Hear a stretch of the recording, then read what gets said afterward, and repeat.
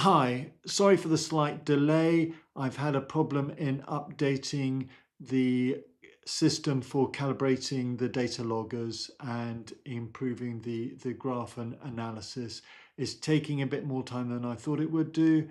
So what I'm going to do now is I'm putting all the details that were taken during the survey or the discussions that we had. In the description, you'll see my conclusions, my recommendations, next action steps, and reasoning, and links to other relevant videos. So just bear with me. It'll probably be another week or so. Thank you very much. It's interesting.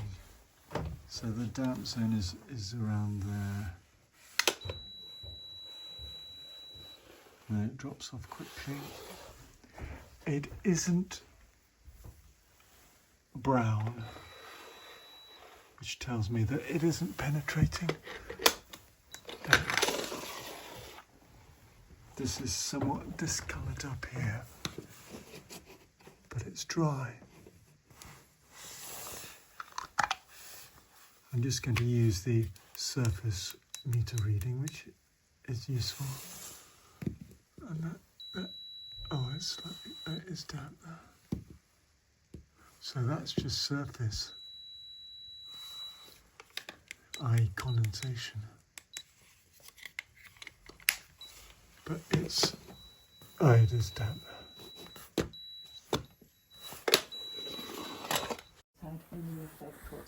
So this dampness has been there for... Not that size. Not that size. Quite small. So it was just a streak, and the brown bit was just another small streak, maybe 6 or 7 inches, and then it's gradually got bigger. I must say it has got bigger faster in the last few years. Okay. Since COVID? Pre-COVID? No, a long time pre-COVID. But I can remember when I thought, I'll do something when it gets down to there, then when it gets down to there, and now of course it's got down further than all those. Okay.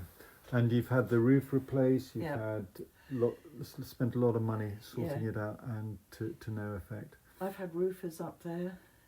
The chimney's been repointed. The chimney's been completely covered in cement. Flaunching at the top. That's the top section of cement over the top. Is it open or is it closed? Is it? It's closed. It's closed. Yeah. Okay. Right. I'll have an investigation from the outside now. So we have an actual case of condensation forming in the loft. You can see it. It's damp on my finger. It's on the loft wall. And that will be from insufficient ventilation in the loft. In fact, I think we can...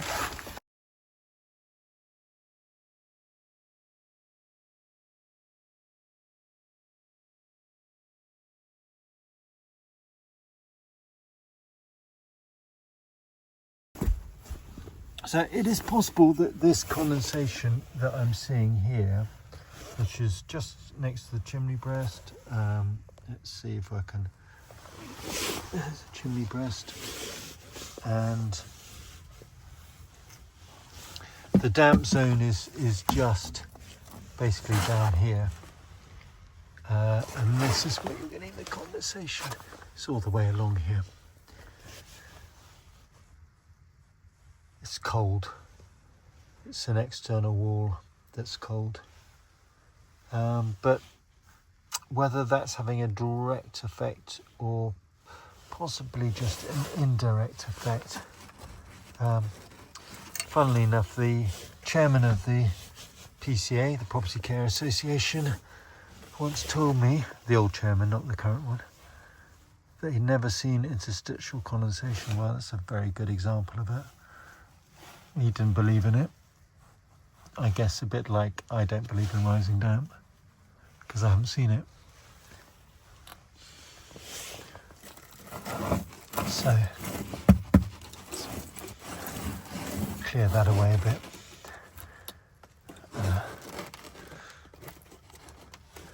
I would say this wall would have been better left as brick.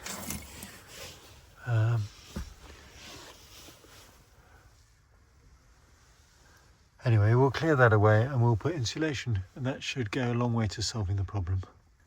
So there we are. We have put in some nice snug insulation there all the way around.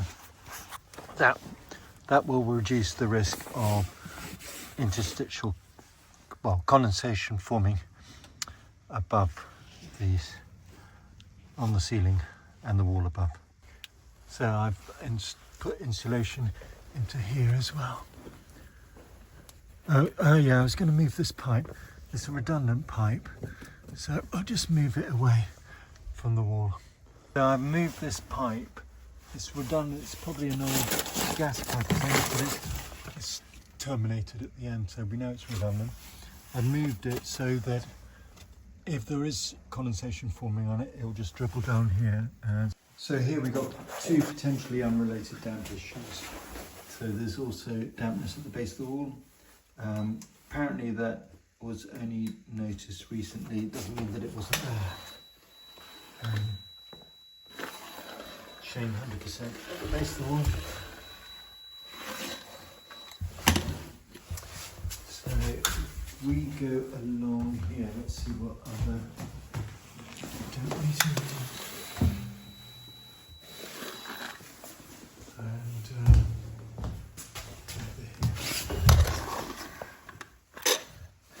Interesting. We'll have a look on the outside.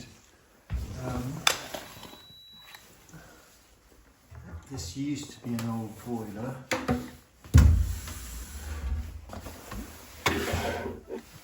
I understand there's also damp and mould in this room here. So let's have some condensation stream. So this is a suspended timber floor. It's a Victorian property. Looks like it's built in about 1890s, 1900s, something like that.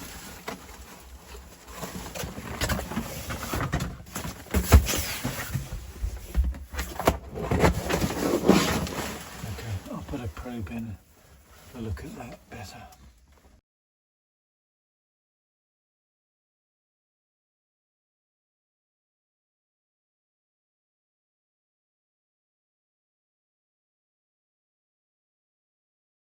There's no ventilation in here, but anyway, you want to keep the door closed and the window open while you're not using it. On here, what look like condensation dribble marks, so it will be the source of some of the vapour. I'll give you some recommendations. I found it. See this? Yes, That ridge there, that's a sign that the property's been damp-proofed at some stage in the past. Really? Yeah, and it blocks, as using slurry, a bit like you have in your loft.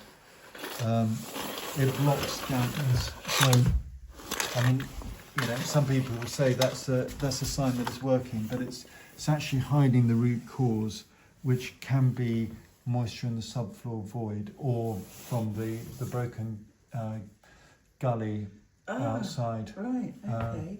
That could be 40 years ago that it first started. I mean, it's difficult to know, but that's a sign of damp proofing. I thought that was just my plant that has made it damp. I would say the gully, well, it's a combination, but I would say the gully is probably more likely to be the problem than your plant, is my gut feeling. Well, that gully must have been the same forever since I've been here. It's Victorian.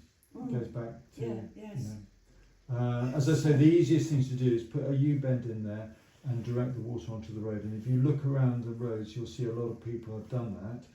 But the better way of doing it is to have a CCTV scan, or think of the word survey anyway, and then a sleeve replacement within the. So what sort of company does this? If you look up CCTV drain survey in the Yellow Pages or Thompson's, I'll put it on the report. I'll put it in the video.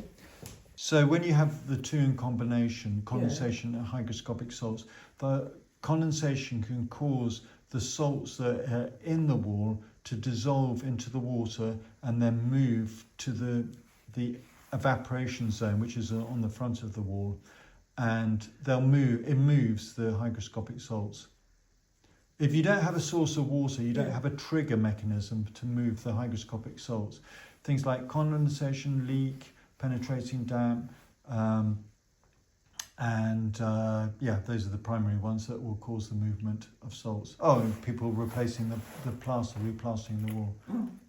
But I will answer you in the survey online. Okay. And the question is, why has it got progressively worse over the years? Yes. I will attempt to answer you, and just tell me if I haven't. But Okay. I think, the real answer will be following my recommendations and seeing the improvements. Okay. That will be your answer. Right. Yes. That's how you'll know that the answer's correct. Yes. Okay. Yes.